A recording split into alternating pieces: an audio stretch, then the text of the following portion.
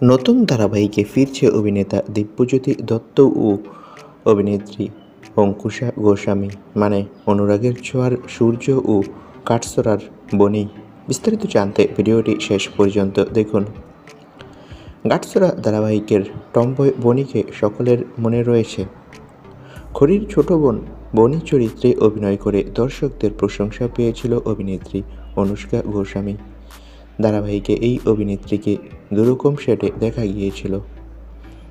প্রথম দিকে একজন টমবয়ের চরিত্রে অভিনয় করেছিলেন অনুষ্কা। পরবর্তীতে একজন পুলিশ অফিসারের ভূমিকায় দেখা গিয়েছিল তাকে। খড়ি হৃদ্যের মতোই বনি কুণালের পর্দায় জুটি বেশ সাফল্য পেয়েছিল। অন্যদিকে অনুরাগের ছোঁয়া ধারাবাহিকে সূর্য চরিত্রে অভিনয় করে দারুণ জনপ্রিয়তা পেয়েছে অভিনেতা দিব্যজ্যোতি দত্ত। তবে সূত্রের খবর বলছে অনুরাগের ছোঁয়া ধারাবাহিকটি আর কয়েক মাসের মধ্যেই শেষ হয়ে যাবে। এরপর নতুন প্রজেক্টে ফিরবে অভিনেতা দিব্যজ্যোতি দত্ত।